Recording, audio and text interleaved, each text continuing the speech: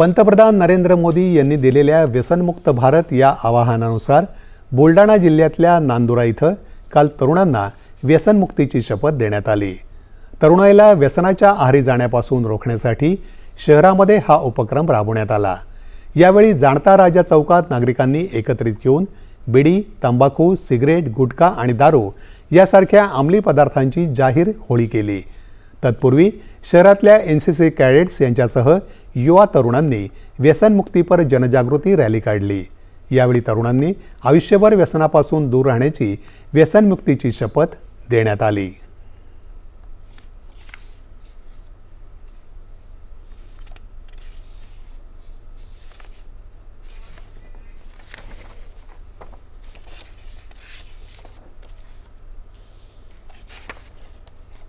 देशाचे पंतप्रधान आदरणीय नरेंद्र मोदी यांनी नशामुक्त युवा पिढी निर्माण व्हावी अशी संकल्पना केली। हा संकल्प आम्ही गेल्या अनेक वर्षापासून नांदुरा शहरात एक राजकीय नव्हे तर सामाजिक कार्यक्रमाच्या माध्यमातून राबवत आहे। आतापर्यंत अनेक तरुणांना या नशेपासून, दारू, वेगळे सिगरेट, बिडी, तंबाखू, गुटखा या व्यसनांपासून अलिप्त राहण्यासाठी अनेक वेळा मार्गदर्शन सुद्धा केलेले आहे। 15 ऑगस्ट रोजी आम्ही हर घर तिरंगा आणि टीबी मुक्त भारत अभियान याची रॅली काढली। या रॅलीमध्ये आम्ही तंबाखू, गुटखा असे अंमली पदार्थ जाळले, यांची होळी केली। हे अंमली पदार्थ खाणे हे खूप धोकादायक आहे आणि आपल्याला कॅन्सर होऊ शकतो, म्हणून हे अंमली पदार्थ खाऊ नये। आज आम्ही रॅली काढली।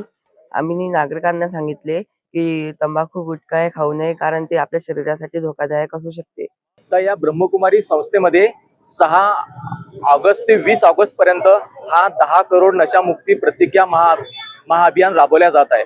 आणि आम्ही जिथं जिथं स्कूल आणि कॉलेजमध्ये हा कार्यक्रम राबवत आहे तिथं म्हणजे प्रत्येक विद्यार्थ्याकडून उत्स्फूर्त प्रतिसाद मिळत आहे। जशी आम्ही प्रतिज्ञा करत आहे तशी मुलांकडून रिस्पॉन्स मिळत आहे। त्यांना म्हणजे प्रत्येक मानवामध्ये, प्रत्येक विद्यार्थ्यामध्ये जे व्यसन आहे तंबाखू, सिगरेट, गुटखा, ते सोडण्यासाठी ते प्रतिज्ञा करत आहे आणि म्हणजे खूपच असा चांगला रिस्पॉन्स मिळत आहे।